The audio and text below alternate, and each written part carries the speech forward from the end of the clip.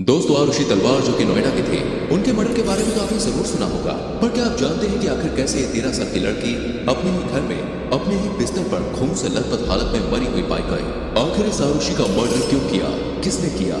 अगर आप इन सभी बातों के बारे में नहीं जानते हैं तो चलिए आज हम आपको बताते हैं इस दर्दनाक मर्डर की पूरी कहानी। नोएडा के सेक्टर 25 में रहने वाली आरुषि तलवार का जन्म 24 मई 1994 को हुआ था। इनके माता पिता जो कि पेशे से डेंटिस्ट थे, वो एक क्लिनिक में काम किया करते थे। लेट दोपहर के बाद ये सभी घर आ जाते और एक साथ खाना खाते।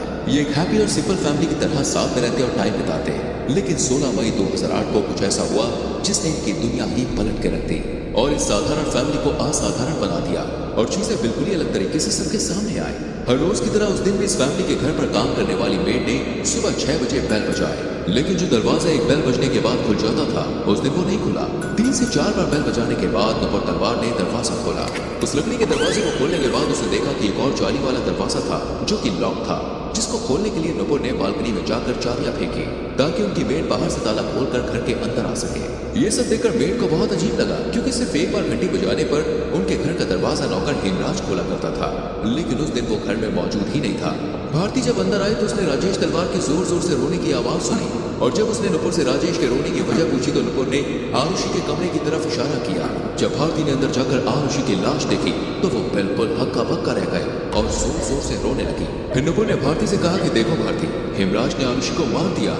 आरुषि को देखकर भारती किसी पुतले की तरह स्थिर हो गई, क्योंकि उस समय आरुषि अपने बिस्तर पर गंभीर हालत में मरी हुई पड़ी थी और उसकी गर्दन पर चाकू के चीरने के निशान थे। एक खौफनाक मंजर देखने के बाद भारती डॉक्टर को कॉल करती है और रोते हुए पड़ोसियों को भी बुला लेती है और पुलिस को भी फोन करती है। जब 6:50 पर पुलिस वहां पहुंचती है तो उस समय वहां पर तलवार फैमिली और उनके रिश्तेदार पहले से ही मौजूद थे। इतने सारे लोगों का घटनास्थल पर मौजूद होने की वजह से सारे फिंगरप्रिंट्स और सबूत खराब हो चुके थे, जिसकी वजह से पुलिस को सबूत के नाम पर वहां कुछ भी नहीं मिल सका। घर की तलाशी के दौरान जब पुलिस घर के टेरेस पर जाने लगी तो वहां उन्हें टेरेस के दरवाजे पर एक ताला लटका हुआ मिला जिस पर खून के धब्बे बने हुए थे। अब ताले की यह कंडीशन देखकर पुलिस ने ताले की चाबी मांगी, लेकिन किसी को ये नहीं पता चल पा रहा था कि आखिर उस ताले की चाबी है कहाँ।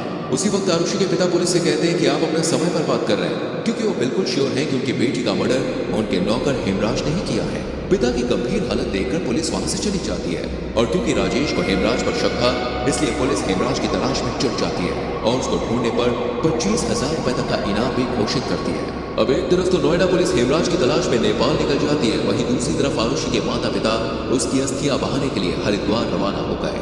लेकिन इसी बीच नोएडा में उनके घर पर एक ऐसा खुलासा हुआ जिसे देखने के बाद सभी बिल्कुल दंग रह गए और इसके बाद पुलिस को सारा झोल समझ में आने लगा। ये एक ऐसा खुलासा था जिसके बाद आरुषि के मर्डर का पूरा शक हेमराज से दूर उसके माता पिता पर गहरा गया। हुआ यूं कि जब रिटायर्ड पुलिस ऑफिसर्स और डॉक्टर्स राजेश और नुपुर तलवार के घर उनसे उनका हाल चाल पूछने और उनको सांत्वना देने के लिए पहुंचे तो उन्होंने देखा कि टेरेस के ताले पर खून के निशान थे और जमीन पर कुछ खून के धब्बे भी थे। इन्हें देखकर ऐसा लग रहा था कि मानो किसी लाश को घसीटते हुए टेरेस पर ले जाया गया हो और चूंकि उस ताले की चाबी कई कोशिशों के बाद भी नहीं मिल रही थी तो इसलिए उस ताले के पीछे छुपे राज को जानने के लिए उसे तोड़ दिया गया। जैसे ही उन्होंने छत पर अपने कदम रखे उन्हें एक लाश नजर आने लगी। उस लाश की हालत इतनी बुरी हो चुकी थी कि उसको पहचानना बिल्कुल ही नामुमकिन सा हो गया था। खून से लथपथ शरीर, कटा हुआ गला, इस लाश को पहचानना तो दूर की बात है, उस मंजर को देख पाना भी बहुत मुश्किल था।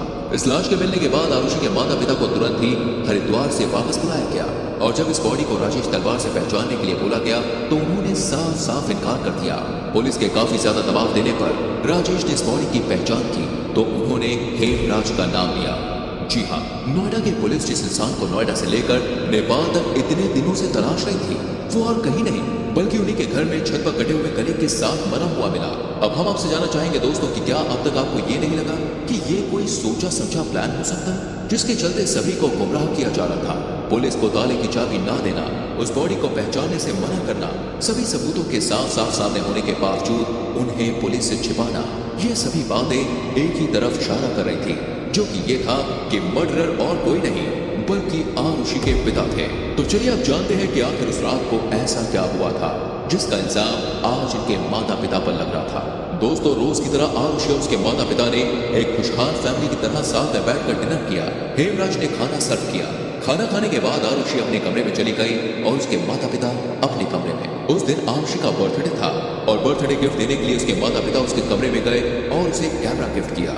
उस कैमरे को देखकर आरुषि बहुत खुश हुई और खुशी के इस मौके पर उन्होंने कई फैमिली फोटोज भी क्लिक की। According to the reports of CBI ऐसा बताया गया कि उस कैमरे से लास्ट पिक्चर 10 बजे खींची गई थी, जिसके बाद 11 बजे आरुषि के माता पिता उसके कमरे से निकलकर अपने कमरे में चले गए।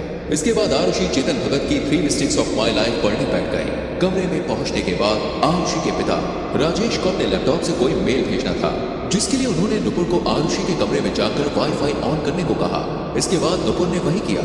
उस रात आरुषि देर तक जागी हुई थी और अपने दोस्तों को कॉल्स और टेक्स्ट मैसेजेस कर रही थी, लेकिन सीबीआई की रिपोर्ट्स के मुताबिक आरुषि का मोबाइल रात 9:10 के बाद अवेलेबल नहीं था, जिसकी वजह से रात 12:30 बजे उसके फ्रेंड अनमोल ने लैंडलाइन पर कॉल करने की कोशिश की, लेकिन वो कॉल किसी ने भी पिक नहीं किया। इसके बाद अनमोल ने आरुषि को टेक्स्ट भी भेजा, लेकिन वो टेक्स्ट कभी भी आरुषि तक पहुंचा ही नहीं। राजेश भी उस वक्त अपना काम करके शायद सो चुके थे, क्योंकि उनका लास्ट ईमेल रात 11:57 पर भेजा गया था।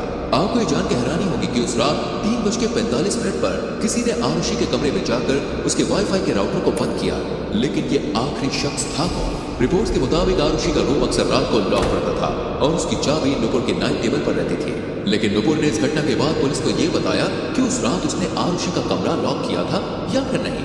ऐसा बताया गया है कि हेमराज और आरुषि का मर्डर एक ही समय लगभग रात के 1 बजे हुआ था। ये सुनने के बाद क्या आपके मन में भी ये सवाल नहीं आ रहा कि ये इंसान जो रात को आरुषि के कमरे में सिर्फ वाईफाई बंद करने के लिए गया था, उसने आरुषि की लाश नहीं देखी होगी? या फिर ये भी तो हो सकता है कि ये शख्स ही आरुषि का मर्डरर हो। हैरानी की बात तो ये भी थी कि उस दिन अपार्टमेंट की चाबी नुपुर के कमरे में रखी हुई मिली और आरुषि के कमरे की चाबी लिविंग रूम की टेबल पर मिली। इन सभी कारणों की वजह से अब सारा शक आरुषि के माता पिता राजेश और नुपुर पर जाने लगा था और इस केस का खुलासा होता जा रहा था। लेकिन इन सभी हैरान करने वाली बातों में एक अजीब बात यह भी हुई कि रात के 3 बजे से लेकर सुबह के 6 बजे तक राजेश के फोन से उनके बड़े भाई दिनेश को फोन मिलाया गया और उसी वक्त दिनेश के फोन से उसके